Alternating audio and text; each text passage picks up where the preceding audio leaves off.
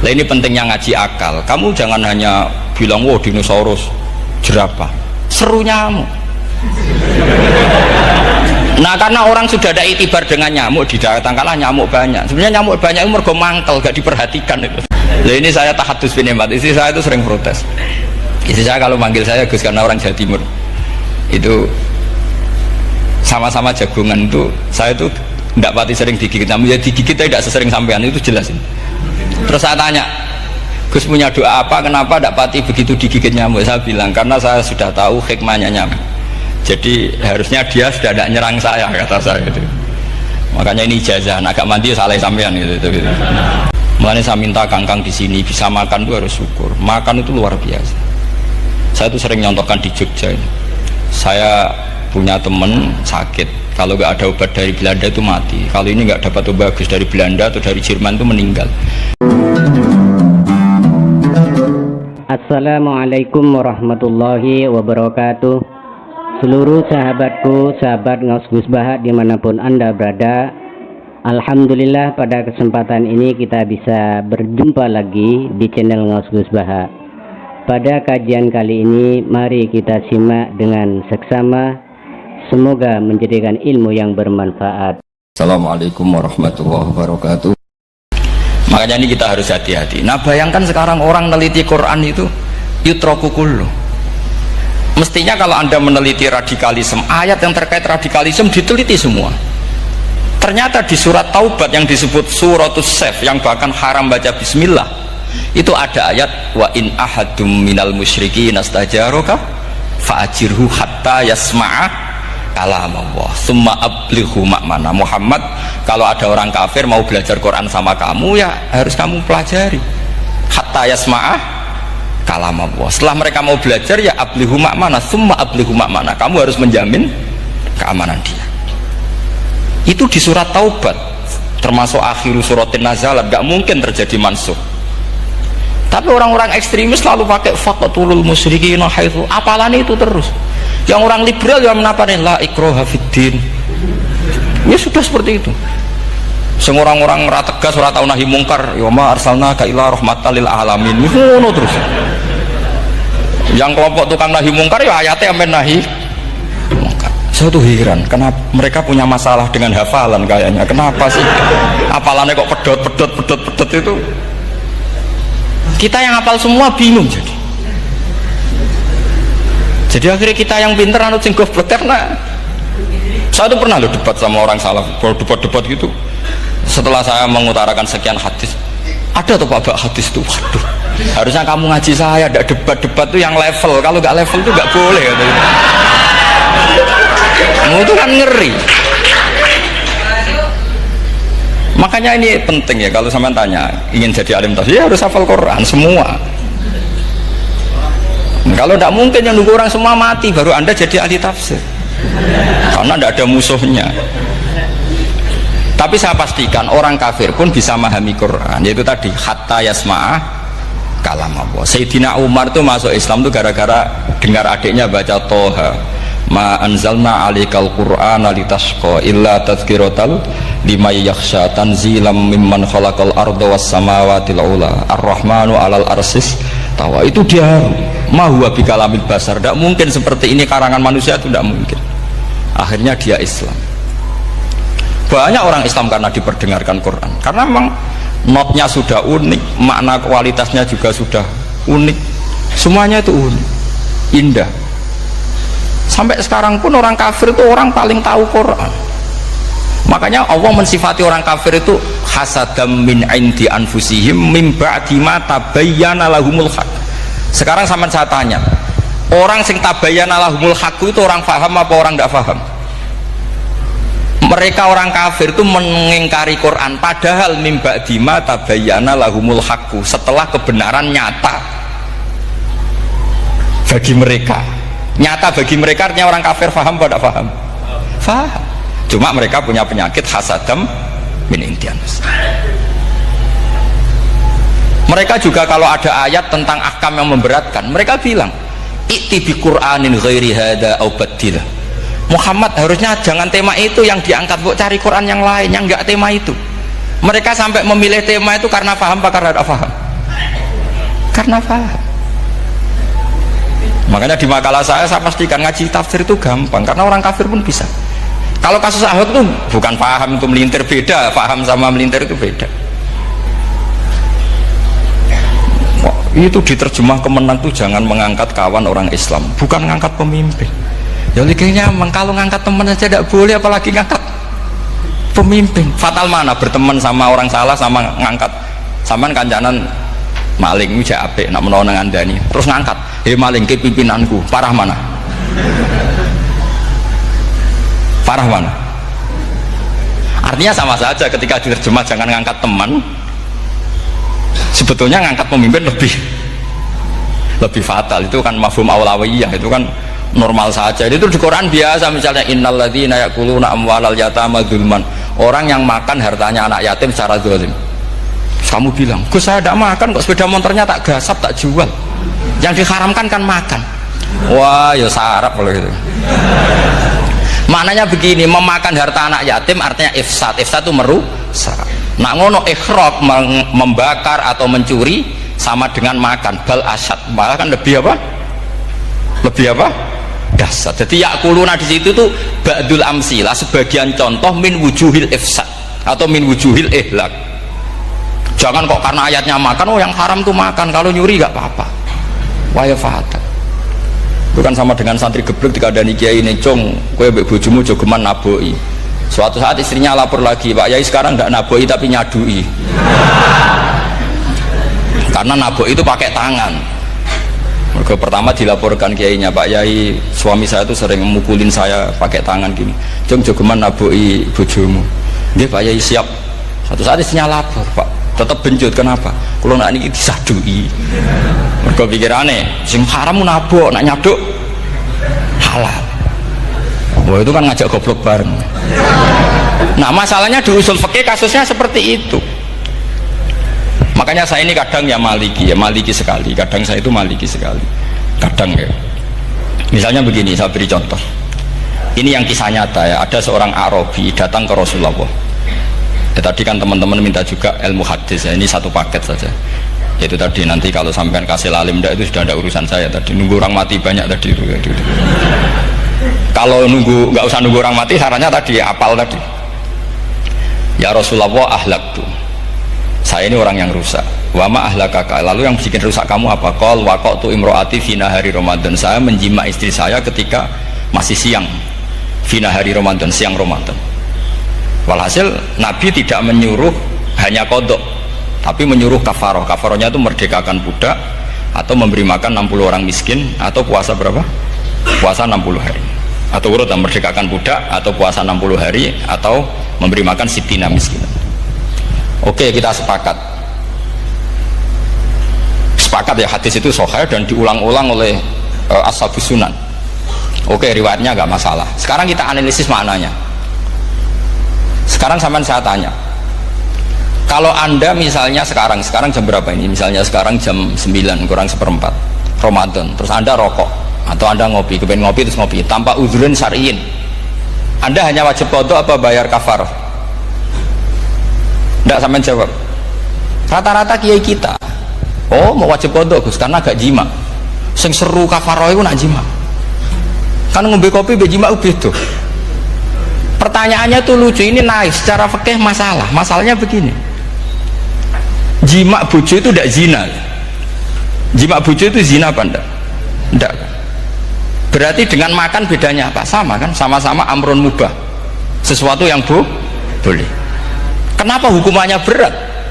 Makanya kata Imam Malik, ndak itu nilainya adalah hadku hurmati Ramadan bi ghairi udhrin syar'iyyin. Makanya kata Imam Malik, siapapun yang makan fina hari Ramadan, iftar apapun fina hari Ramadan bi ghairi udhrin syar'iyyin, maka hukumnya sama dengan jima fina hari Ramadan, karena sama-sama ihlak ifsad hurmata Ramadan bi ghairi udhrin syar'iyyin.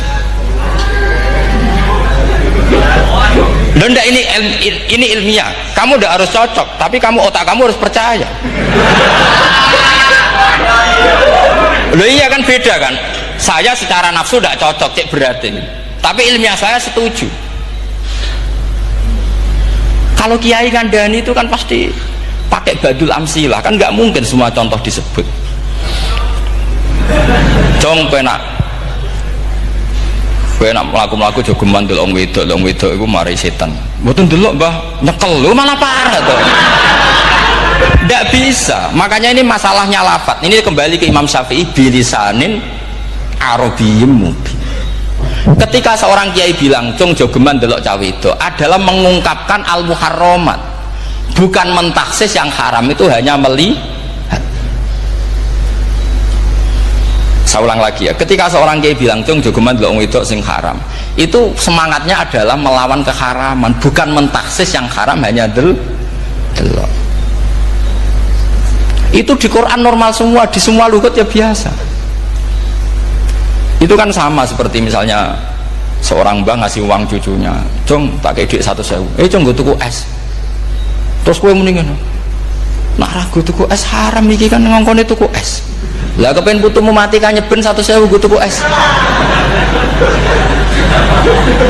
Ya mulai dulu istilahnya nambahnya ke ibu tuh cung 100.000 gue tuku es, cara wong kuno. Maksudnya itu pokoknya umumnya cak cilik senane es cuma nyebut. Ya sudah seperti itu. Sama seperti Quran menghentikan begini. Ini memang salate yang fikih dulu, yang pokok-pokok.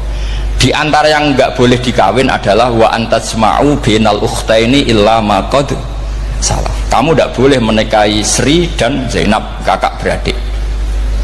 Sudah sepakat nggih? Fi nikahin wahid nggak boleh al jam'u bainal ukhtain. Jadi mbaknya kamu kawin, adiknya kamu kawin, fi nikahin wahid. Tapi nak ngeduni boleh, berarti kan dengan waktu yang berbeda. Quran hanya menyebut itu. Kemudian Rasulullah zaman Sugeng itu hanya nambahi wala binal mar'ati wa ammatiha wala binal mar'ati wa kholatiha, juga agak boleh menikahi ponaan plus buliknya, baik bulik dari bapak yaitu ammah maupun bulik dari ibu disebut apa? Kholah. Kemudian ulama fikih merasa ada yang kurang, ditambahi lagi dua perempuan yang andekan yang satu itu lelaki kok haram nikah, berarti haram jam'u fi nikahin wahid. Misalnya cucu rabibahnya boleh enggak? Enggak boleh kan? Berarti kalau sampai mengumpulkan cucu dan mbahnya fi nikahin wahid juga enggak boleh. Tapi orang yang waras itu tidak akan nyalahkan Quran ketika tidak lengkap. Wa antasma'u binal ukhtain ila ma qad sal, ini tidak lengkap. Yang haram kan tidak hanya jam'u binal ukhtain, termasuk mengumpulkan cucu dan mbahnya. Karena Quran nggak mau dengan logika tidak waras itu, tidak mau. Taruh saja orang itu rata-rata mbahnya kan umur 70 tahun, cucunya umur 17 tahun. Kebayang nggak kamu nikahi sehingga adik kan boleh bareng, mesti kamu milih bareng. Makanya Quran hanya bakas wa antasma'u final ukhtain, karena yang mungkin masih menggugah selera itu dua. Tapi kalau cucu sama mbahnya itu, kalau ada yang masih selera kan ya sarap itu. Tapi fikih sebagai kaidah tetap menerangkan termasuk yang haram jam'u adalah bainal mar'ati wajad dati. Paham juga maksudnya? Artinya ketika menyebut itu tidak jaminan merangkum semua hukum, tapi ba'dul amsilah. Fa'innal akila yaktafiya bi isyaratil ba'di, karena orang kalau punya akal diisyaroi sebagian sudah paham. Ini penting kalau aturakan. Jadi ini penting. Nah bayangkan sekarang banyak gerakan-gerakan ahli Quran katanya, tapi nggak memahami ilmu usul fikih. Quran ra ono ya wis. Nang Quran ra ono cerita harame asu, nak ngono asu ya halal. Ora ono Qurane. Sing ra ono iku tekem ora Qurane, kok aneh-aneh kowe.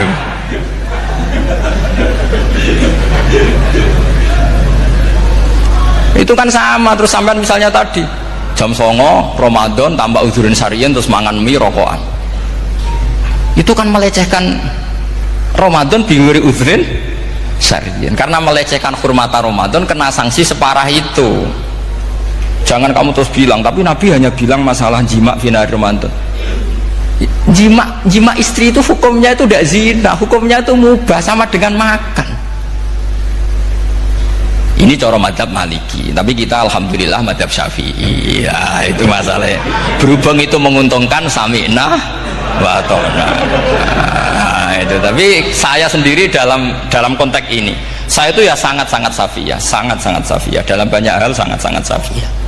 Tapi dalam banyak hal kadang-kadang saya ya maliki. Ya, itu kan kalau sama tanya kenapa gitu, ya hikmahnya baca banyak saja. Karena yang Syafi'i itu ya karena bacanya hanya Syafi'i. Itu bukan fanatik, itu keterbatasan. Jadi itu beda, itu namanya tidak fanatik, itu keterbatasan. Itu beda sekali. Jadi kita harus ngaji yang banyak. Saya itu termasuk utang ya sama Imam Syafi'i itu baca kitab Ar-Risalah. Itu kitab yang kadang satu ulama baca sampai 500 kali. Yaitu Imam Syafi'i itu dalam kitab Risalah itu begini, ini termasuk ulumul Quran yang paling penting. Muqaddimahnya begini. Wan nasu sinfani min awalil amri. Wan nasu sinfani. Ketika Rasulullah datang membawa Quran itu manusia hanya ada dua. Al kuffar sing dari jenis ahli kitab dan kuffar dari jenis yang tidak ahli kitab. Bahkan tidak ada orang Islam zaman itu. Pertama Nabi jadi Nabi itu adakah pendengar yang Muslim? Kan tidak ada, semuanya ahli kitab. Makanya susah kalau Quran kamu analisis korbannya orang Islam itu, kata Ibnu Umar itu lucu. Dulu itu mukhotobnya itu orang kafir, jelas kuliah ayuhal kafir. Ya ayuhan nasu ubudu rabbakum alladzi khalaqakum. Jelas orang kafir. Karena orang Islam nggak mungkin dikhatabi ubudu rabbakum. Makanya Imam Suyuti kalau nafsir itu ngeper ubudu rabbakum wahiduhu. Tapi kalau mukhatabnya orang Islam dawimu alal ibadah atau dawimu alat tauhid. Karena dia tahu kalau mukhatabnya orang kafir ubudu ya masih wahidu. Kalau sudah Islam kok dikhitabi ubudu mudawamah alal ibadah. Itu saking alimnya Imam Suyuti. Ini saya teruskan. Kalau mukhatabnya itu orang kafir ahli kitab, itu kemungkinannya ya dua cara mereaksi Quran. Yaitu disebut lam yakunil ladzina kafaru min ahlil kitabi wal musyrikina munfakina hatta ta'tiyahumul. Jadi lam yakunil ladzina kafaru, jelas kafaru itu umum. Kemudian ditafsir kafaru itu ada yang min ahlil kitabi, berarti kafaru yang jenis Yahudi Nasrani. Ada kafaru yang min ahlil kitabi wal musyrikin, kafaru yang jenis musyrikin, yaitu kafir Mekah. Karena cara kaidah nahwu al-atfu yaqtadi taghayyur, kalau ada ataf pasti konteksnya beda. Ja'a Zaidun wa Amrun, berarti Zaid ada Amar, Amar ya ada Bakar. Karena Ja'a Zaidun wa Amrun wa Bakrun, pasti orang ini berbeda. Tidak boleh orang yang sama kamu pakai ataf. Ini sudah clear ya ini ya. Kemudian cara pandang mereka ya beda. Ketika Rasulullah mengajak tauhid, itu ahli kitab tidak masalah. Memang harusnya Tuhan itu satu, tidak masalah bagi ahli kitab. Problem bagi ahli kitab adalah Muhammad itu nabi. Itu kita nggak suka. Kalau Tuhan satu oke, tapi kalau Muhammad nabi tidak oke. Kita bisa jadi nabi, kata mereka, karena mereka merasa nasabnya sampai Ibrahim. Sementara zaman itu mereka sanksi Muhammad itu nasabnya konti, gak jelas. Ini penting kalau aturakan. Sehingga dalam konteks ini Allah menjawab ahli kitab dulu. Ini itu disebut Muhammad itu nasabnya jelas. Ini itu fihi ayatum bayinatum maqamu Ibrahim. Ini saya dengarin. Ibrahim itu jelas pernah ke Mekah. Bukti Ibrahim pernah ke Mekah adalah jejak kaki Ibrahim di makam apa? Makam mereka, artinya buatan kuburan, buatan jejak kaki Ibrahim ketika bangun Ka'bah. Fihi ayatum bayinatum maqamu Ibrahim. Pun. Kalau Ibrahim pernah di Mekah, artinya beliau pernah nikah di Mekah. Paling tidak punya dzurriyyah di Mekah. Ini Ismail dibawa ke Mekah. Jelas ayatnya wa idh yarfa'u Ibrahimul qawaida minal baiti wa Ismail. Ini dengarin ya. Sebab itu saking alimnya berjanji itu beliau tahu betul masalah utama Rasulullah Muhammad adalah disangsikan nasabnya. Sebab itu kitab berjanji pertama cerita setelah dia alhamdulillah macam-macam awalu ma'anab tadi saat terus dia bilang wa ba'du fa'akul huwa Muhammad bin Abdillah bin Abdil Muttalib. Saat terus ya wa ba'du wa Muhammad bin Abdillah bin Abdil Muttalib wasmu syaibatul hamdi humitat khisaluhus saniyah. Saat terus Ibnu Qusayn, saat terus sumiyya bi Qusayn litaqasi fi biladi qudu'atal qasiyah. Karena dia tahu yang masalah bagi Rasulullah itu adalah masalah nasab bagi mereka loh, bagi mereka yang kafir. Terus beliau ngendikan ditutup wa adnanu bila raibin inda dawil ulumin nasabiyah ila dhabihi Ismaila nisbatuhu wamun. Jelas saya Adnan itu pasti puter cucu-cucunya Nabi Ismail. Karena orang Yahudi yang disoal Muhammad itu, kamu itu siapa kok tahu-tahu Nabi? Kamu orang Arab itu tidak pernah ada Nabi.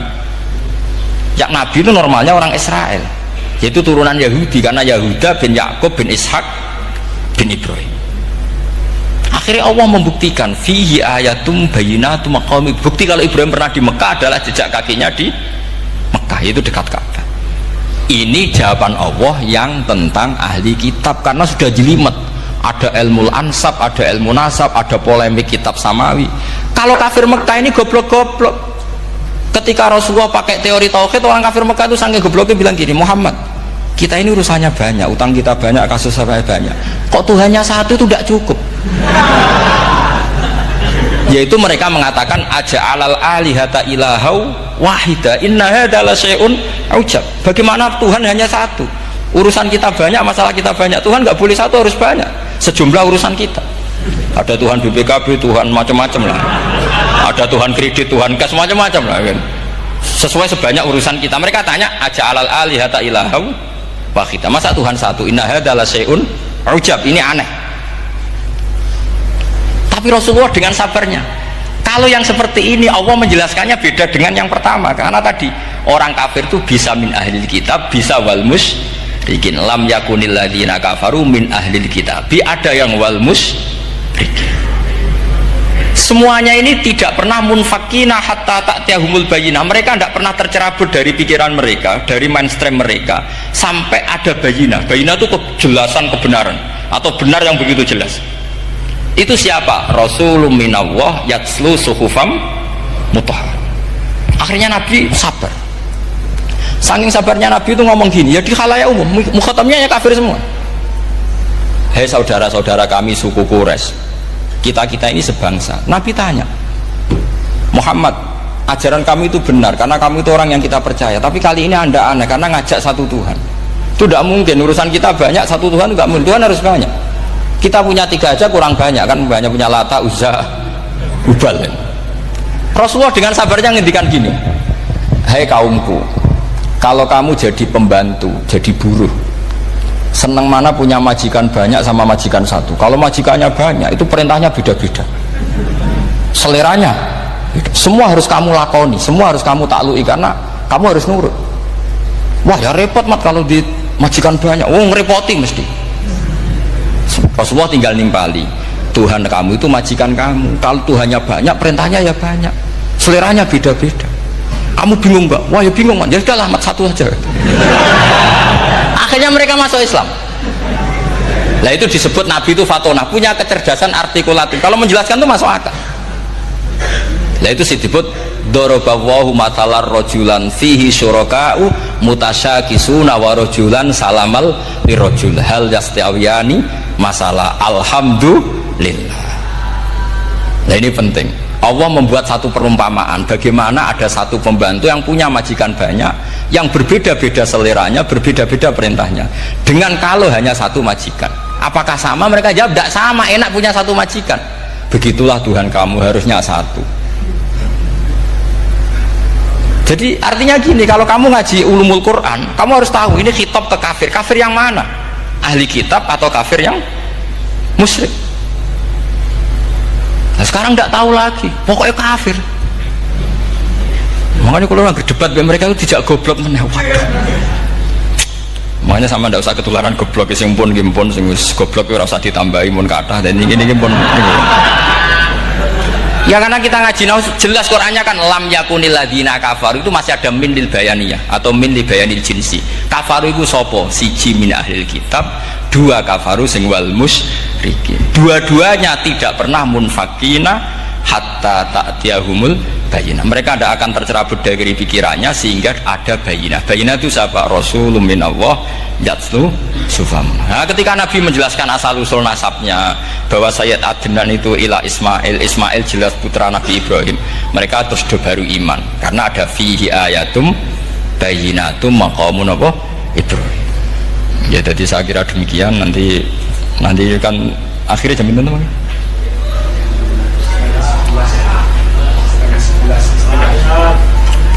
Oh, ini jam pinten istiwa? Enggak, terus saya pikir niku nggih. Kalau misalnya tadi ada tanya jawab, itu tanya jawab carane ngalim saja kan. Itu lebih realistis. Karena kalau sampean iskal, misalnya saya iskal dengan ini kan malah membingungkan. Kalau kamu terkenal pinter, iskal kita goblok ya. Nah wis pinter kok iskal itu. Jadi saya niru ilmunya Abu Nawas. Abu Nawas sudah bisa pidato, nggak bisa pidato. Suatu saat dipaksa pidato sama khalifah itu. Hei para hadirin, kamu pinter apa goblok? Lah mereka pinter, mau ngandani wong pinter, terus pinter kok ngandani gitu. Akhirnya hadirin itu kan karena seneng sama Abu Nawas itu seneng. Ya sudah Abu Nawas, kalau gitu kita goblok. Aku mau mengambil wong goblok. Akhirnya terus wassalamualaikum warahmatullahi wabarakatuh.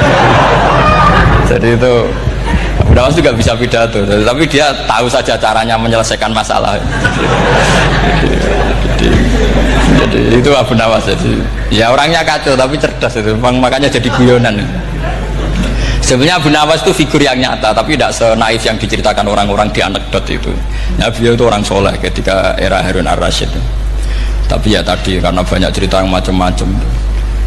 Ya, Abu Nawas itu, makanya ini cerita anekdot. Jadi riwayatnya nggak jelas tapi lucunya jelas. Jadi itu. Dia itu mangkel punya tetangga profesor ahli astronomi. Adiknya itu mau iso omong kok. Abu Nawas mau pinter molak-malik omong kan masyhur itu, dia cerita hari Senin tanggal sekian lihat Abu Nawas di alun-alun mau terbang. Orang lihat semua itu Abu Nawas itu ya sudah di podium ya hanya gitu-gitu. Kok nggak mau terbang-terbang? Ya mau itu ya tidak. Wassalamualaikum warahmatullahi wabarakatuh. Yang bilang Abu Nawas terbang siapa? Abu Nawas mau terbang. Yang namanya mau itu ya tidak.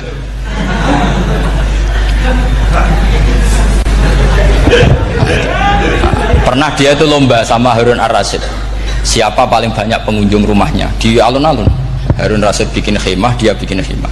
Tentu cerita ini bohong, yakini ini bohong, makanya ini bohong tenang. Makanya ini anekdot, hanya guyonan. Harun ar-Rasyid karena dia raja itu ada apel, ada makanan macam-macam. Ya tentu pengunjungnya banyak. Batas akhir itu penilaian jam 12 malam. Abu Nawas tenang, satu pun nggak ada pengunjung, nggak ada makanan, nggak ada apa. Pas jam 12 rumahnya dia, kemahnya dibakar, orang ke dia semua. Tit menang dia karena jumlahnya, bahkan Harun ar-Rasyid itu datang ke kemahnya dia. Karena lombanya kan pengumpulan massa terbanyak, tit jam 12. Harun ar-Rasyid pikirannya, santri ya guys, sugoi jajan nggak mesti teko, pikirannya gitu. Abu Nawas pikirannya beda, jenis ono kebakaran pasti datang. Wes dihitung biaya khemah sama hadiahnya banyak hadiahnya. Yang ahli falak ini punya ilmu yang rasional, yang pinter sekali. Dia ilmuwan bahwa bumi itu bulat-bulat. Nah saya lagi tren meyakini bumi flat itu ya kacau nih. Mau gara-gara penjelasan sing sepihak. Ini wong nganggur. Lah wong ilmuwan kok sentimennya perkara wedi duit. Nggak boleh ilmuwan menyebut sentimen apa? Uang. Akhir bumi itu bulat-bulat. Jadi kalau Anda jalan ke timur terus nanti ke titik yang sama. Abu Nawas paham karena dia memang nggak ahli sains gitu. Suatu saat si profesor ini kemalingan, malingnya melayu ngetan. Minta tolong sama Abu Nawas, kejarlah maling itu. Kemana? Ke timur. Dia ngejar ke barat. Ditanya sama profesor, saya udah bilang larinya maling itu ke timur, kalau ngejar ke barat nanti ketemu di titik yang sama. Akhirnya profesornya ngerti, oh ngenyek tuh ya, kira itu. Jadi nah khawatir saya nanti kalau santri-santri tidak pinter ilmu terus pilihannya ilmu kayak Abu Nawas, jalan pintas tadi. Karena belajar falak jelimet, belajar faraid apa jelimet, ada aul, ada roh, terus semua ada masalah yang ruwet-ruwet, terus akhirnya mau olah bicara. Ini musibah, innalillahi wa inna ilaihi raji'un. Itu tidak boleh. Quran tidak mengajarkan itu. Quran tetap mengajarkan ilmu meskipun ada nilai seninya. Ya tadi nilai seni tadi, misalnya Allah mencontohkan darabawu masalah rajulan fihi syuraka. Terus kedua uniknya Quran itu begini. Setelah dipikir itu nyata-nyata lebih detail. Misalnya begini. Ketika Allah mencontohkan ba'udah itu nyamuk. Itu orang-orang kafir itu bilang gini, ya Muhammad, Tuhan Anda kehilangan stok ilmiah. Sehingga contoh itu enggak yang dahsyat tapi sekedar nyamuk. Wong nyamuk kok digawe contoh. Mbok ya contoh itu dinosaurus, tak jerapah, tak apalah yang keren itu. Mosok contoh apa? Nyamuk. Terus Allah menjelaskan innallaha la yastahi ayyadriba napa matsalam ma. Contoh apa saja? Apa saja itu ditafsiri ba'udatan fama fawqaha, entah itu nyamuk fama fawqaha atau yang di atasnya nyamuk, maksudnya di atasnya itu fil killah atau fisighor, atau yang di atas nyamuk yang lebih kecil ketimbang nyamuk. Sekarang saya contohkan kata Rasulullah, contoh yang kecil saja, nggak usah bikin nyawa, nggak usah, itu terlalu mustahil. Seorang pemahat patung, terus kamu pesen, Pak aku gak eno patung gajah, mesti muni sanggup. Tak muni, Pak gak eno patung gajah, ukurannya ya semestinya gajah, oke. Tapi Pak aku gak eno patung nyamuk, ukurannya ya sak nyamuk. Kira-kira sanggup apa enggak? Artinya ketika Allah gawe nyamuk itu lebih sulit ketimbang gawe gajah, apa lebih mudah? Lebih sulit. Karena nyamuk yang sudah kecil, dia punya alat kelamin, terus seberapa juga? Alat kelaminnya juga tetap harus ada lubangnya, terus seberapa? Temen saya malah ada yang cangkem elek bilang gini, lalu ya punya kuman, kumannya seberapa? Nah ini pentingnya ngaji akal. Kamu jangan hanya bilang, wow dinosaurus, jerapah, seru nyamuk. Nah karena orang sudah ada itibar dengan nyamuk, didatangkanlah nyamuk banyak. Sebenarnya nyamuk banyak itu mergo mangkel, gak diperhatikan itu. Terus nah ini saya tahadus binemat, istri saya itu sering protes. Istri saya kalau manggil saya Gus, karena orang Jawa Timur itu sama-sama jagongan, itu saya itu tidak pati sering digigit nyamuk, ya digigit tidak sesering sampean, itu jelas ini. Terus saya tanya, Gus punya doa apa, kenapa tidak pati begitu digigit nyamuk? Saya bilang karena saya sudah tahu hikmahnya nyamuk, jadi harusnya dia sudah tidak nyerang saya, kata saya itu. Makanya ini ijazah, agak mandi salah sampean gitu. Karena tadi logika yang terbangun gitu, kalau Allah bikin gajah, melubangi belalai gajah itu masih masuk akal, bahkan saat kita bikin patung masih bisa. Tapi kata tadi nyamuk itu sudah kecil, harus punya usus, harus punya alat kelamin, harus punya telur, telurnya juga detail lagi. Ini disebut innallaha la yastahi ayyadriba matsalam ma ba'udah. Sehingga ba'udah di mata ahli tafsir, di mata ulama ini contoh yang luar biasa. Tapi di mata orang-orang yang nggak seneng mikir, kok terima nyamuk itu. Makanya saya minta kangkang di sini bisa makan itu harus syukur. Makan itu luar biasa. Saya itu sering nyontohkan di Jogja ini. Saya punya temen sakit, kalau nggak ada obat dari Belanda itu mati. Kalau ini nggak dapat obat bagus dari Belanda atau dari Jerman itu meninggal. Berapa bulan lagi matinya? 3 bulan. Kalau nggak sampai dapat obat mati 3 bulan. Oh masih mandi obat yang di Jogja, apa itu makan atau minum? Kalau orang tidak minum tidak sampai 3 bulan sudah mati. Boy orang itu mikir seperti itu. Tapi kita ini kalau obat dari Jerman, dari Belanda itu hebat. Kalau enggak kita mati sebulan lagi, 3 bulan lagi. Allah bikin obat pada kita tiap hari, yaitu kita bisa makan, bisa minum. Itu kalau sekali nggak makan 5 hari bisa mati sama. Tapi kita kan ngakan tuh hal yang biasa, nak radu duit iso utang terus dianggap biasa. Ini kalau ulama masalah besar. Punya otak seburuk itu tuh masalah besar bagi ulama. Sehingga Allah tidak malu ketika ngendikan kulu wasrobu, tidak malu karena makan ini urgen, sangat penting. Dan Allah tidak malu meskipun Quran itu temanya kelas tinggi, biasa Allah mengatakan jong kowe kulu minta ibadi marusang nakum, kamu makanlah. Karena minum obat itu kebutuhan kita ketika sakit. Tapi kalau makan adalah kebutuhan kita sihatan wasukman, saat sakit maupun saat sehat. Nah, kalau Anda dengan kualitas ini, ketika Allah membicarakan makanan itu Anda akan respect sama Allah karena memang ini urgen betul. Tapi kalau Anda cara berpikir gini, hanya cari goro ibal ilmu yang aneh, yang seru, kamu baca ayat itu akan menjadi biasa-biasa saja. Dan itu masalah bagi mahabbah Anda pada Al-Quranul Karim. Ya saya kira demikian. Terus saya pikir tidak etis ya, kan ini Jumat nanti sing biasa itikaf nanti terganggu, nanti saya ada problem ya. Kalau ada tanya jawab ya saya mohon tadi ya, karena ini zaman akhir saya memang butuh sekali. Kenapa saya mau datang? Satu, hormat Kiai Hanan. Dua, saya memang ingin banyak mufassir lagi, jangan hanya lewat baca terjemah kemudian merasa menjadi ahli apa Quran atau ahli tafsir. Itu musibah besar itu masalah besar itu. Ya pokoknya saya mohon lah ya, setidaknya gitu. Misalnya orang kafir, kamu cari saja orang kafir. Ternyata ada yang harbi, ada yang dhimmi, ada yang mu'ahad, ada yang musta'man. Lalu dalam tarikh ada kafir Yahudi, kafir Nasrani, kafir ahli kitab. Kalau di fikih ada kafir yang lahum kitabun, ada yang tidak lahum kitabun. Kalau yang lahum kitabun disebut ini kitabiyah kholiso, yang tidak itu kan berbeda-beda di fikih. Boleh nikahnya ndak, khilu dhabihatihim atau tidak, itu kan detail sekali. Makanya saya mohon ini latihan detail. Oke, sampean tetap ngaji, sering khatam itu bagus karena mengumpulkan semua ilmu. Tapi sampean harus menganalisis secara apa? Saya dulu ngaji Mbah Mun Muslim ya kilatan. Tapi saya ngapalkan sama Gus Subab. Gus Subab putrane Mbah Mun, dulu muridnya Said Muhammad. Saya itu tak pelajari lagi di rumah. Tak analisis lagi setelah besar sampai sekarang karena ya itu beda. Kita selalu Rabbi zidni apa? Ilmu. Misalnya begini contoh ya, contoh. Kita mungkin tahu maknanya ayat tertentu itu begini. Misalnya begini. Faqula lahu qawlan layyinan la'allahu yatadzakkaru aw yakhsha. Musa dan Harun, jika kamu datang ke Fir'aun, maka kalau ngomong, kalau dakwah itu qaulal layyinan, dengan dakwah yang halus. Nggih, qaulal layyinan. Ini bagi yang ekstremis harus baca dialek ini. Ini kisah nyata yang diceritakan Habib Zain bin Semit ketika ngarang Al-Manhajus Sawi. Juga diulang-ulang di beberapa kitab.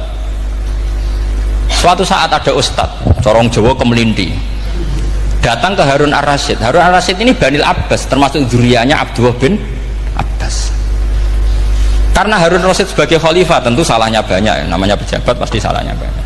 Meskipun kebaikannya juga banyak, tapi salahnya juga banyak. Kalau kita kan tidak pejabat, salahnya tidak banyak, tapi prestasinya juga tidak banyak. Ya kan, misalnya ada tamu Raja Salman katanya hormat tamu wajib, kamu kan tidak bisa hormat. Karena dia juga tidak mau dihormati kita kan. Nah terus si ustadz tadi datang begini, saya itu masih hafal teksnya. Ya Amirul Mukminin, inni nasihun lak famusyaddidun alaika fala tajidanna ala nafsika fi nafsika aliyya syai'an. Saya ini mau nasihati anda, tapi saya maaf sekali karena nasihat saya ini kasar sekali. Musyaddid itu kasar, keras. Fala tajidanna fi nafsika aliyya syai'an. Saya mohon jangan dimasukkan hati lah. Makanya terjemah bebasnya jangan masukkan hati. Katanya Harun Rasyid langsung marah. Uskut ya jahil, kamu itu ustadz bodoh. Kamu tidak boleh keras sama saya. Dia masih bantah, saya keras sama anda karena anda salahnya banyak. Terus apa kata Harun Ar-Rasyid? Inna wa ta'ala qad arsala man huwa khairum minka ila man huwa syarrum minni wa ma'adzalika qala ta'ala faqula lahu qaulal layyinan. Allah mengutus orang yang jelas lebih baik ketimbang kamu, yaitu Musa dan Harun. Musa dengan ustadz ini baik mana? Tidak, sama jawab saja. Baik Nabi Musa kan. Ilaman huwa syarrun minni. Fir'aun dengan Harun Ar-Rasyid buruk mana? Buruk Fir'aun. Itu saja masih dengan etika faqula lahu qaulal layyinan. Musa dan Harun kamu harus sopan. Tidak wai Fir'aun wajib sopan, tidak wai aku sopan. Nah ini sudah iktibar dari terjemah netral atau terjemah yang datar bahwa Allah ngutus Musa dan Harun ke Fir'aun dan Musa dan Harun diharuskan kaulal layinan, tapi menjadi energi mafhum yang luar biasa. Nak dakwai Fir'aun wae kaulan layinan, apa maneh dakwai podo-podo mukmin. Makanya kata Harun Rasyid, uskut ya jahil, inna wa ta'ala qad arsala man huwa khairum minka ila man huwa syarrun minni wa ma'adzalika qala ta'ala faqula lahu qaulal layyin. Ya saya kira demikian, saya kembalikan ke moderator.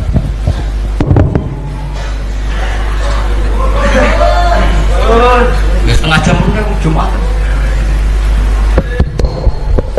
Ini nanti Jumat setengah jam mawon ini pun mepet. Alhamdulillah penyampaian materi dari beliau telah selesai, sangat menarik, gamblang dan sangat jelas sekali, sehingga mungkin tidak butuh untuk kesimpulan dari moderator. Jadi dialog ada waktu 30 menit kami buka 2 pertanyaan dulu. Mungkin yang dari depan ada mic, monggo dibareng niki Bapak Majroh nih.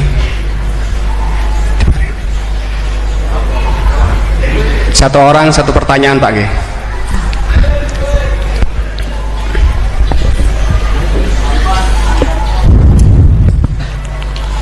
Terima kasih waktunya. Kepada Kiai Ahmad Bahauddin Nur Salim, saya mau bertanya mengenai tadi yang disampaikan bahwa setiap umumul Quran pasti ada mukhassisnya. Ketika dilihat zaman sekarang ada kelompok liberal yang mencoba untuk mengamandemen Al-Quran dengan tidak mengkaitkan konteks zaman dulu, malah mengkaitkan dengan konteks zaman sekarang. Ambil contoh dalam permasalahan ibadah haji, mereka ingin merubah haji wukufnya nggak cuma di bulan Dzulhijjah tetapi di bulan Syawal pun juga boleh. Nah, dari sudut pandang panjenengan gimana masalah apakah memang bisa keuniversalan Al-Quran itu pada zaman sekarang dibuat sesuai konteks sekarang? Itu saja. Sampun. Oke. Nggih. Penanya kedua, monggo.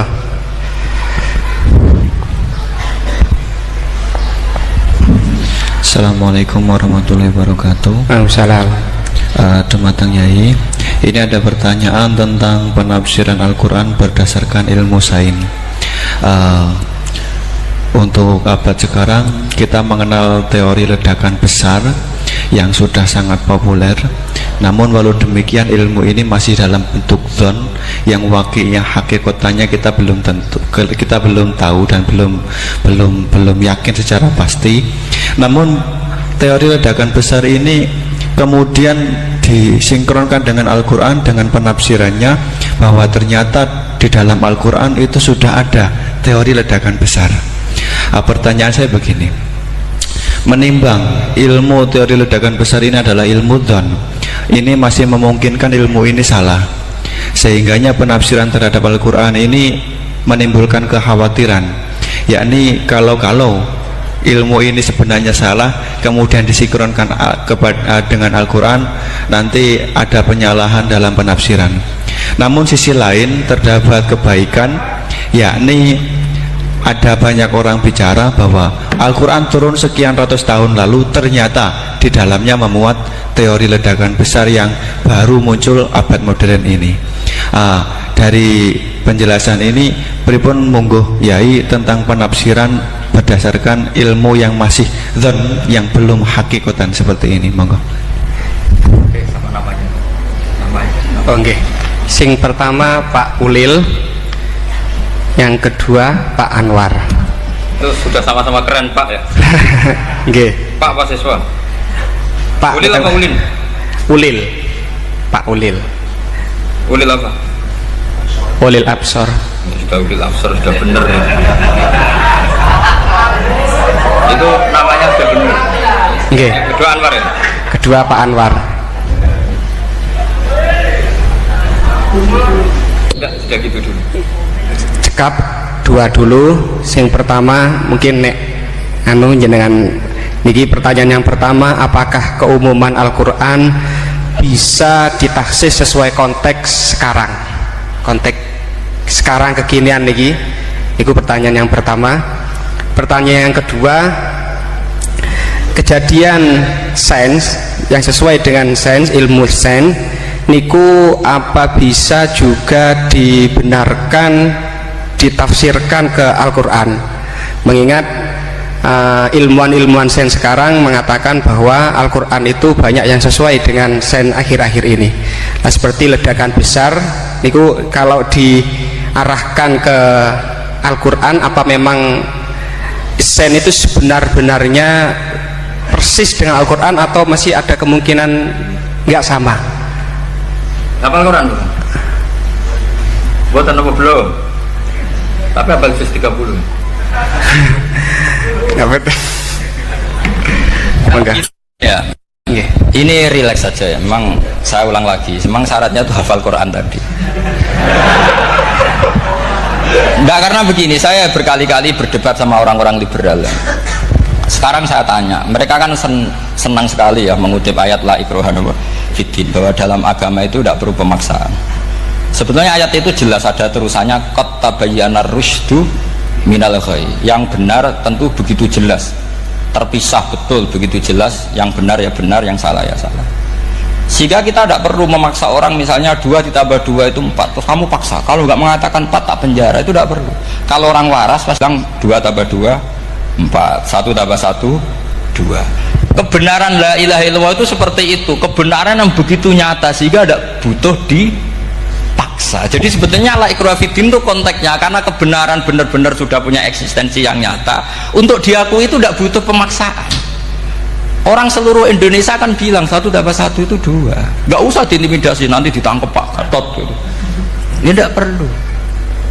Makanya terusannya ayat lah, repotnya sekarang santri-santri kalau pidato khitobiah di pondok-pondok ya diputus kayak orang liberal, la ikraha fiddin. Itu belum wakaf, masih qad tabayyana rusdu minal ghayy. Paham yang saya maksud ya? Sehingga kadang Nabi itu ngendikan secara ekstrim, misalnya mangqala la ilaha illallah dakhalal jannah, siapa yang meyakini la ilaha illallah nanti pasti masuk surga, entah kapan pasti masuk surga, kalau belum ya antri masih, tapi pasti lah. Terus Nabi sempat ngendikan, itu hadis sahih, wa in zana wa in saraka, meskipun pernah punya masa lalu, zana itu fi'il madhi, pernah punya masa lalu, pernah zina, pernah maling, itu sampai 3 kali sahabat protes. Tapi saya berkali-kali ngomong di ngaji di Jogja, di Bojonegoro, di rumah ngomong, kebenaran yang absolut, kebenaran yang hakiki tidak bisa terganggu oleh perilaku sosial. Bukan masalah seakan-akan hadis ini membolehkan zina, itu tidak mungkin. Inna wa la ya'muru bil fahsya, Allah tidak akan nyuruh hal yang buruk. Tapi saya beri satu logika, satu analogi. Kalau rektor Al-Azhar kamu tanya 1 tambah 1 berapa Pak Rektor, pasti bilang 2. Kamu tanya Amrozi ya bilang 2. Kamu tanya Pak Ahok ya bilang 2. Kamu tanya Anies Baswedan ya bilang 2. Tanya Pak Nusron dijawab 2. Sama, semuanya jawab 2. Karena kebenaran hakiki pasti absolut. Sekarang misalnya gini, ada ronte dari dulu Doli misalnya, kamu tanya Mbak 1 tambah 1 itu berapa, pasti bilang 2. Jangan kamu mentang-mentang imam masjid, saya tak jawab 3, saya kan imam masjid, masa sama dengan lonte? Tidak bisa, kebenaran absolut itu pasti sama. Mbok rektor Al-Azhar sama siapapun ya jawabnya sama. Paham yang saya maksud? Sebab itu kadang Nabi ngendikan wa'in itu la ilaha illallah itu kebenaran absolut, lebih absolut ketimbang 1 ditambah 1 2, sehingga kebenaran absolut la ilaha illallah itu nggak bisa terganggu oleh apapun. Paham ya maksud? Nah itu dimaksud qad tabayyana rusdu minal ghayy. Kita tanya rival politik, Pak Jokowi kamu tanya 1 tambah 1 ya 2, Pak Prabowo ya bilang 2, bukan karena rival politik. Tadi Pak Jokowi jawab berapa? 2, ya udahlah 4. Tidak ada seperti itu. Itu disebut qad tabayyana rusdu. Nah kembali ke ide tadi, ide bahwa wukuf boleh di mana saja, terus boleh tidak syawal, itu udah ide. Sebenarnya sampean mikir saja itu sudah kriminal. Berarti sampean ngapalkan pikiran salah ya. Karena kalau kita diskusikan itu lucu sekali, karena ya itu sudah begini loh kaidah khilaf itu, saya kasih tahu. Walaysa kullu khilafin jaa mu'tabara illa khilafal ladzi khadzum minan nadhari. Tidak semua khilaf itu dianggap satu khilaf, satu perbedaan pendapat kalau kualitasnya nggak sama-sama mutu. Kalau yang satu nggak mutu itu nggak dianggap khilaf, nggak level. Itu tadi misalnya Imam Ghazali ngendikan begini, qala al-Ghazali gini-gini, pasti saingannya ya qala Nawawi atau qala Al-Qurtubi atau qala siapalah. Jangan qala al-Ghazali terus kamu saingi menurut Ustadz dari Solo, dari Jogja, wah ya udah level, masa Imam Ghazali disaingi. Itu aturannya seperti itu.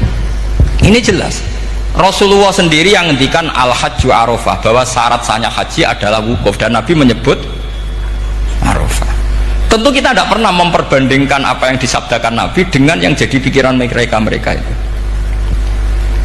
Kalau mereka alasannya karena orang bergumul di situ, di Mina, di Arafah, gara-gara waktunya sama, titiknya sama, terus terjadi kematian gini. Apa yang nggak wukuf di Arafah itu hidup semua. Itu kan kayak dalilnya orang rokok mari cepat mati, oh segera rokok ya mati. Orang-orang jil juga mati. Orang-orang liberal yang pikirannya katanya ingin menyelamatkan kehidupan juga pada akhirnya mereka mati. Mendingan mati di Arafah, keren di tanah suci. Tidak usah begitu. Sebenarnya begini loh, mereka itu menjadi salah karena nggak mau ngaji fikih secara serius. Saya itu menyesal sekali ya, kenapa sih orang wukuf itu kok dungani suwira barbar itu memang sakiliane. Boy dongo itu yakin pangeran apian sediluk itu tetap dituruti gitu aja, gak usah lama-lama. Ya kata hikam kan gitu. Ngelingno pangeran udah suwi-suwi, sing perlu dielingno sing iso lali. Pangeran iso lali kok amen mbok elingno wae kan gitu cara madzhab hikam. Makanya kata madzhab hikam kan gitu, wa inna ma yunabbahu man yajuzu alaihil ikhfal, yang boleh diingatkan yang mungkin lupa. Tapi kalau masih ingat ya sudah tidak usah diingatkan lagi. Doa itu sekali saja. Saya ini termasuk korban kitab hikam. Loh, saya itu berkali-kali ke Mekah. Itu saya kalau dongo itu pertama di Multazam berdoa. Itu saya sebagai santri, ya pas di Multazam ingin berdoa lagi. Tapi mesti spontan itu ingat hikam. Yang boleh diingatkan yang mungkin lupa. Akhirnya bilang ya sudah tadi Gusti, ya gitu dong. Di putaran ketiga bilang tadi loh Gusti, gitu terus. Karena memang saya malu mengingatkan zat yang nggak mungkin lupa. Tapi sampean jangan ikut saya, ini kriminal. Ini termasuk sisi-sisi kriminal ilmu saya. Tapi ilmunya ada, sampean cari di hikam. Wa inna ma yunabbahu man yajuzu alihil ikhfal, yang boleh diingatkan yang berpotensi lupa. Mungkin anda punya dalih, wah aku dongo mau nunjukno butuh Gus, tapi rakemin disembadani. Ya alhamdulillah aku yang ngono. Tapi tak pikir makom sampean tidak seperti itu, tetap kepengen disembadani. Lalu pertanyaannya kemudian, kalau kita ngikuti fikih sebetulnya nggak perlu menumpuk di Arafah. Sama cari di takrib, di mu'in, di semua bab fikih. Wukuf di Arafah itu sah dan tidak perlu muksun. Walau mutarodidan, meskipun hanya jalan-jalan. Bahkan di Fathul Mu'in diberi walau lagi, walau fitolabi abidin. Moro Arafah golek duit ceblok atau golek apa, ini ya sah. Lu andai kan semua melakukan itu mau ngesif muter saja kan selesai kan. Mari terus dodongkrok di situ lama-lama. Iya enggak? Zaman Fathul Mu'in dihentikan walau mutarodidan, lewat tok itu sudah sah. Bahkan walau fitolabi abikan, meskipun tidak punya niat wukuf, pokoknya ke situ ya sudah nyari-nyari apa gitu. Sing mari menumpuk gara-gara semua itu ingin ideal. Wah mumpung di Arafah ngentekno Tegal, ngentekno sawah, wah sudah. Makanya kalau haji itu sama orang yang ngedol Tegal mesti seru, wah itu nangis. Haji be orang alim atau orang KBIH gak iso nangis karena malah badi kan, dia kan nggak pati iso nangis mesti itu. Nah ini kan, nah ini penting saya utarakan. Jadi andekan orang itu ya haji kayak orang-orang alim. Setahu saya orang-orang alim kalau haji ya biasa saja, sekadarnya. Karena ya dia tahu ini masalah karena nanti ganggu yang lain, sekadarnya.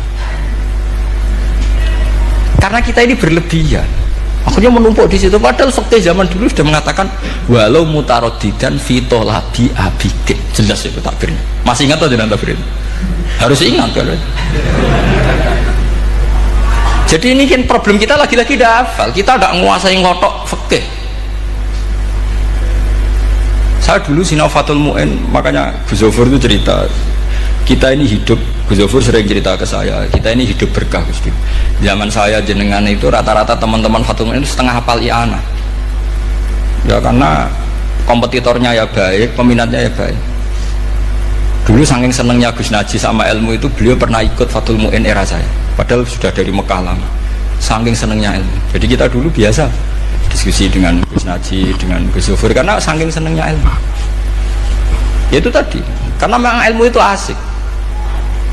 Tapi kita ini belajar fikih itu tidak seperti itu. Kita sudah kayak, ya sudah kayak orang-orang yang nggak mau fikih. Wong nak dongo ning Arafah gini-gini terus, ya hanya gitu-gitu dong. Tidak mikir kalau ganggu orang lain itu begini juga gitu. Itu satu. Jadi menurut saya sampai jangan pernah terlintas bahwa pendapat jil atau apa saja itu pendapat. Walaysa kullu khilafin ja'a mu'tabaro illa khilafal ladzi haddu minan nadhari. Tidak semua khilaf itu kita hitung khilaf kecuali yang kualitasnya sama. Kecuali begini kualitasnya agak sama. Misalnya sholat jenazah. Sholat jenazah itu trennya kan mayit di depan, terus imamnya itu di belakang. Nah itu boleh, ada ulama mengatakan nggak apa-apa. Sholat jenazahnya di depan, mayit imamnya di jenazahnya di belakang, imamnya di depan. Meskipun itu tidak lazim, tapi masih masuk akal. Itu tadi fa'innal janazah laisat bimanzilatil imam. Piye jenazah ora imam wajib kok ngarep. Alasannya apa? Loh itu udah orang liberal, itu kitab Mahalil. Kaul awal jenazah harus di depan, kaul sani tidak harus. PP jenazah itu tidak imam. Coba alasannya di depan apa? Dia ada tidak imam. Kalau seperti itu masih khilaf karena sama-sama ulama. Dan khilaf ini dipraktekkan, tapi jangan di sini tuh, karena jadi fitnah. Saman tak cerita nih, saman kalau haji itu tiap ba'dal maktubah ada sholat jenazah enggak? Enggak, saman jawab saja. Yang pernah haji, tiap maktubah kan ada sholat jenazah. Itu jenazahnya di depan apa di kamar mayat? Itu bukan goib loh, orangnya masih belum dikubur. Enggak, saman jawab saja. Di kamar mayat, enggak semuanya dibawa ke depan. Artinya ada konteks tertentu, mungkin kaul itu yono gunane dalam konteks Mekah karena orangnya banyak, sibuk, prakober gawa napa? Jenazah. Tapi dalam konteks Indonesia ya suul adab. Wong keren pisan kok ngarepe kok ora oleh gitu. Jadi ya kalau kiai kan biasa kok ngarep keren. Misalnya jenazah wong awam kesempatan sak ngarepe kiai ya pas mati kowe kok ora oleh gitu. Jadi cara kula itu kan. Nah, iya misalnya orang awam goblok mati, jenazah dah kok nggak guri, jadi yo apa jadi ngarepe kiai pisan kok ora oleh gitu loh. Jadi menurut saya itu. Tapi kalau kamu mengatakan ini fardu ain, kalau nggak di depan nggak salah, alasan anda apa? Ini tuh udah imam.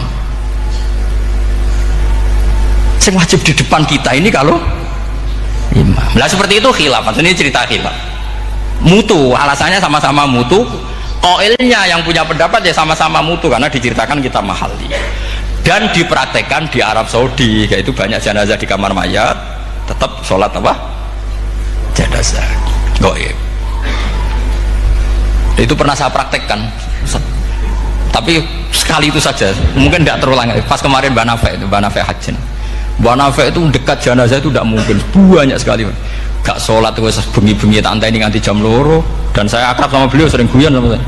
Sebelum meninggal tuh berkali-kali ya memang masih keluarga sama saya, jadi sering guyon. Dulu sering guyon sama saya. Ya aku sebenarnya tenanan ini sering ngandani saya gitu. Saya nggak ngira kalau mau wafat. Akhirnya saya itu ke masjid sama anak saya namanya Hasan. Acung nyelati Banafe. Pak kok nggak di depannya? Ya sudah, ini darurat. Karena nggak mungkin mendekat beliau. Jadi ya itu tadi buktinya sholat goib juga. Misalnya orang Kediri boleh nggak nyolati orang yang mati di NTT yang lebih timur, boleh nggak? Boleh, padahal mayatnya di belakang karena memang tidak imam. Nah kalau seperti itu khilaf, ini cerita kalau seperti itu khilaf, meskipun agak-agak kontroversi tapi kualitasnya masih waras lah, masih bagus. Sampai kalau nggak percaya cari di Mahali di bab jenazah. Kalau mahalnya tidak ada di Qalyubi, tapi jelas saya yakin itu ada. Saya tidak donan, yakin ya. Kalau nu mulang, ya mulang terus tidak punya masalah ingatan. Jadi ingat betul kalau takbir itu ada. Gitu. Jadi saya ingat betul kalau takbir itu ada. Nah terus pertanyaan kedua dari Kang Anwar tadi itu memang problem ya. Tapi itu bisa diatasi lewat seni menulis. Biasanya kalau seorang penulis, apalagi di Indonesia itu kan gampang sekali. Kalau kata itu bisa bias atau majas kan bisa dikasih tanda kutip, dikasih tanda apa? Kutip. Itu memang nyata ya. Saya pernah berdebat berkali-kali lah. Saya kan satu tim ya dengan Pak Zaini, dia seorang profesor, juga pernah tanya Gus Wafi putrani Mbah Mun saat di Syria. Zaman itu saya Abdul Al-Buti masih hidup. Saya itu punya komunitas dokter. Ini cerita nyata ya. Yang dia tanya gini, Pak Bahak, kita ini ahli embriologi dan tidak pernah ada ceritanya ada segumpal darah dalam proses embriologi. Yang ada itu sekian zigot yang berhasil nempel di dinding rahim itu nanti yang jadi janin. Jadi kalau kita ngaji ada segumpal darah itu menjadi aneh bagi kita karena proses itu tidak ada. Ya saya jawab ya enteng saja. Ya kan yang bilang segumpal darah itu kiai kan tidak Quran. Makanya benar Kang Anwar tadi yang ngomong itu mufasirnya atau kiainya yang terjemah. Kalau Quran hanya bilang min alakin, Iqra bismi rabbikal ladzi khalaq khalaqal insana min alaq. Alaq itu kan dari kata alaqo ya'liku alaqon, sesuatu yang nempel itu namanya alaqoh.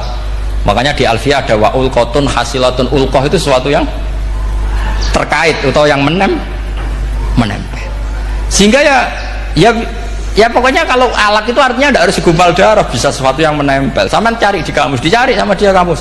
Aliko ya'liku menempel. Oh ya oke Bapak, gak masalah. Nah, lalu kalau kita memaksakan itu bukti ilmiahnya Quran, ya resiko juga nanti ada penelitian yang berbeda. Makanya kita bisa memanfaatkan tanda kutip kalau lafaz itu majas atau kata itu majas, kalimat itu majas. Atau kita menganalisis secara balaghah min jinsi dzalikat dam. Misalnya begini, saya kalau sedang benci Anda, saya akan bilang kamu itu membawa WC. Wong tak melete gawa WC ngalor ngidul, karena di perut kita memang ada kotoran. Berarti kita ini WC yang melaku ngalor ngidul. Oke, itu saat kita benci manusia. Coba sampean lihat di kitab tasawuf. Faqih fatatakabbar wa anta kanafun minal aknam, kan disebut kamu kok sombong, kowe iku WC melaku. Tapi nanti kalau kamu ngaji di alam rohani, kamu disebut laqad khalaqnal insana fi ahsani taqwim. Artinya bisa saja alakin ini benar-benar maknanya segumpal darah, tapi dalam konteks manusia jenis kamu adalah jenis segumpal darah, bukan dalam proses embriologi mengalami segumpal darah. Kita masih bisa berkelit, asal kamu ilmunya banyak, hafalannya banyak, tetap bisa berkelit. Problemnya kadang kita tidak punya ilmu. Loh ya, ini kisah nyata ya. Jadi kemarin entah tanggal berapa saya lupa, itu kan Kemenak datang ke Yai, ke Mbah Mun, ke Gus Zofur. Di antara usul saya seperti itu, mbok terjemah Kemenak kalau yang terkait sain itu dikasih bahasa yang bias, karena nanti kalau tidak bias ini nanti ada penelitian kelihatan Quran dianggap loh ya, dianggap salah, sebenarnya salah yang terjemah, atau kita yakin sesuai ilmiah ternyata suatu saat ada penemuan yang berbeda. Kita bisa manfaatkan tadi seni menulis tadi, misalnya tanda kutip atau dipakai kata bias.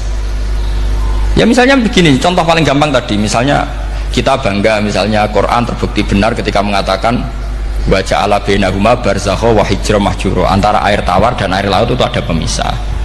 Kita mungkin ya setuju nyari-nyari ayat tentang Big Bang, tentang apa ledakan yang dahsyat. Tapi apapun itu teori itu bisa iya bisa tidak. Nah itu kita bisa manfaatkan tanda kutip. Atau seni pakai lughat. Saya beri contoh seni lughat begini. Keyakinan santri yang di sini, yang di kewagian sini, makhluk itu yang terkenal kan 3, manusia, jin, terus setan. Sudah kan 3 itu. Keyakinan sampean manusia dengan jin sama apa enggak? Beda kan, katanya beda. Terus jin dengan setan itu beda apa sama? Enggak, sampean jawab. Beda, rata-rata santri fikih bilang beda, karena jin itu bisa mukallaf, bisa sholat, bisa enggak. Kalau setan pasti tidak sholat. Tapi pecinta orang sholat dia, kalau orang sholat datang penggemar dia, mau ganggu. Nah sekarang pertanyaannya gini, lalu ketika para ulama mengatakan jin dan malaikat itu beda, jin dengan setan beda, tapi di Quran itu ada loh ayat fasajadu illa iblis kana minal jinni fafasaqa an amri rabbi. Jelas ayatnya di surat Isra kalau nggak salah tuh, kana minal jin, karena ono sopo iblis iku minal jinni. Padahal tadi ada yakin iblis dan jin itu tidak sekategori, tapi ayat itu karena minal jin. Caranya gimana? Gampang, sama cari di tafsir Baghawi atau tafsir Ibnu Katsir. Caranya adalah dianalisis secara lughat. Sesuatu yang nggak kelihatan atau yang gelap disebut jannah. Misalnya malam, kata Quran apa? Falamma janna alaihi lailu ra'a kaukaba. Karena malam itu gelap disebut jannah. Orang yang gila karena masturul akli disebut majnun. Karena madatul kalimah sama-sama jinnun. Madatul kalimah kan sama kan? Jimnun musyaddad berarti jim nun. Saya ulang lagi ya. Kalau malam disebut falamma janna alaihi lailu. Kalau orang masturul akli disebut majnun. Orang dalam kandungan disebut janin. Kullu dzalika yusamma bidzalik li'annahu mastur. Semua dinamakan itu karena mastur, tidak kelihatan.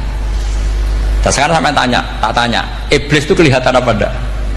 Enggak. Berarti kalau kana ana sapa iblis minal jinni setengah barang sing ora ketok. Kecumanane minal jinni kelompok jin. Nanti kamu masalah dengan kiai Anda meyakini, "Lho jin kok iblis?" Beda. Jin iku iso ngaji. Ya gampang saja, kalau jin yang sakolen ya jin yang bisa Islam bisa kafir. Tapi kalau kata jin yang dalam ilah iblis, karena minal jinni minal masturin, paham yang saya maksud? Tetap bisa ada solusinya. Makanya ngaji itu jangan hanya Ibnu Katsir. Ibnu Katsir itu beliau hanya menjawab lewat riwayat. Beliau jarang bermain di lafadz. Tapi kalau sampean ngaji kayak tafsir Baghawi, kayak tafsir apa itu, subhanallah, ya Baghawi terus Bedawi, itu nganalisnya sering pakai lafadz dan itu menjadi mudah. Misalnya lagi begini, sholat kita ini ya sholat yang muftatahatun bitakbir, muftatamatun bitaslim. Tapi kita secara lughat jelas as-sholat lughatan ad-du'a.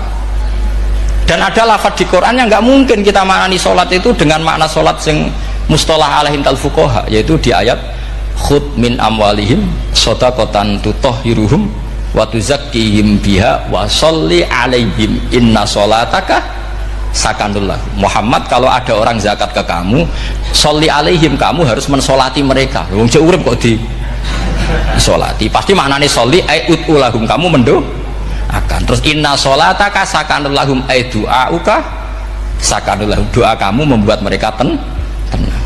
Paham saya kalau maksud? Lagi-lagi kita, kalau anda janggal secara ilmiah ya sama seperti misalnya katanya bumi menurut Quran itu diciptakan dalam masa 6 hari, padahal menurut teori Big Bang sekian juta tahun. Lu yaumin itu maknanya tidak harus 24 jam. Kullahinin bisa disebut kullah yaumin. Buktinya ayat yas'aluhu man fis samawati wal ard kulla yaumin huwa fi sya'an. Apa Allah memutus sesuatu nunggu 24 jam? Kullahinin wa kulla waqtin huwa fi sya'an. Makanya di terjemahan UII termasuk saya usul fi sittati ayam itu dalam 6 masa. Karena kalau orang bilang hari asumsinya itu 24 jam kali 6. Itu masih bisa, masih meskipun mungkin seperti itu, tapi ya mungkin tidak. Tapi kita masih bisa bermain kata gini, ku dinetralisir. Yaum maknanya khin. Napa maknanya napa? Khin. Kayak di apa? Yas'aluhu man fis samawati wal ardi kulla yaumin huwa fisa. Kayak di ayat lagi, limanil mulkul yaum. Allah tanya itu ketika di akhirat apa di dunia? Tidak, sama jawab. Di akhirat. Ketika nanti di akhirat Allah tanya, liman iku kedua sopo al mulku te kerajaan al yauma. Limanil mulkul yaum lillahil wahidil fa inna fil akhirah laisa hunaka yaumun wala hunaka sa'a wala hunaka misalnya arbaun wa isyruna sa'. Di akhirat tidak ada 24 jam. Istilahnya Allah ya limanil mulkul yaum. Paham sih kalau maksud? Jadi lagi-lagi syaratnya hafal tadi. Nah, jadi artinya lafadz yaum dipakai di Quran berapa kali? Konteksnya apa saja? Ya saya kira demikian. Mungkin kita anggap cekap ya, karena tadi apa ini Jumatan terus tak pikir tanya itu ya saya yang tanya itu karena itu tadi ya nggak apa-apa kalau masih ada yang tanya, tapi saya pikir ya itu tadilah yang saya utarakan. Saya kira cukup. Kalau ingin alim memang syaratnya harus hafal banyak, terus ya kalau ndak ya itu tadi harus orang sudah tidak ada semua, terus tinggal kita yang hidup, itu pasti kita alim sendiri itu ya, pilihannya hanya itu. Tapi kalau ingin kompetisi masih gampang lah. Di Kediri banyak orang alim, di Rembang banyak, kan bisa. Cara Imam Bukhari al-luqiyu wal mu'asyarah, bisa sering ketemu lewat ngaji kilatan atau ngaji. Karena kiai banyak, ada yang kiai fanatik khatam kilatan di sarang ya banyak. Kados Gus itu ngaji butuh khatam, khatam itu barokah, kan pernah mendengar sekian.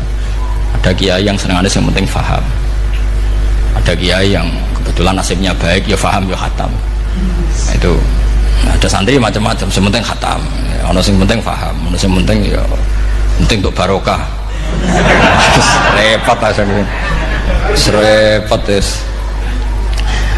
Tapi yang penting itu saya mohon lah, kalau orang lain tahu Quran lewat terjemah, kita kalau bisa jangan lah. Kita ini ngaji Jalalain, ngaji tafsir Sawi, ngaji macam-macam.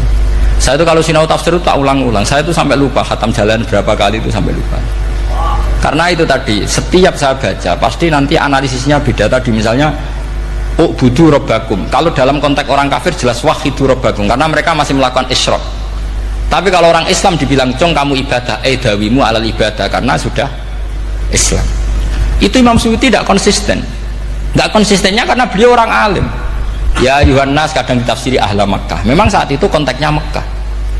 Tapi dalam konteks Islam tentu wama arsalnaka illa kafatal lidasi basyira wa nadhira. Itu kan ulama. Kalau ingat asbabun nuzul ya ayuhan nas jelas ahla Makkah. Tapi kalau ingat umumul Quran nas ya kullan nas, bukan harus ahla napa Mekah. Makanya ada fi tafsirin qala ahla Makkah, wa fi tafsirin akhar dia bilang ayyan nas.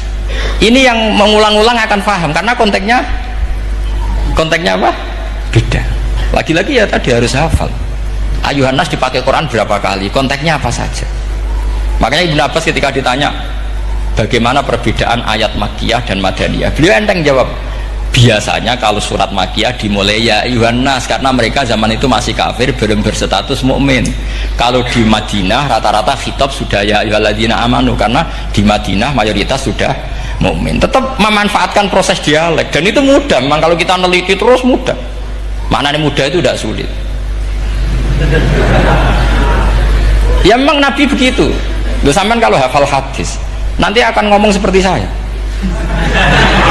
Loh, itu otomatis. Misalnya begini, Nabi itu ditanya, ya Rasulullah, dulani ala amalin gini-gini, terus terakhir dia ya yudkhilunil jannah, yang bisa masukkan saya ke surga.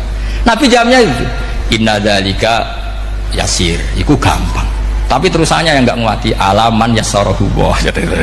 Oh itu gampang dong bagi wong sing digampangno pangeran. Orang kalau Nabi wah ini sulit, nggak semua orang masuk surga. Nabi jawabnya inna dzalika yasir, itu gampang. Tapi terusannya alaman yassarahu wah.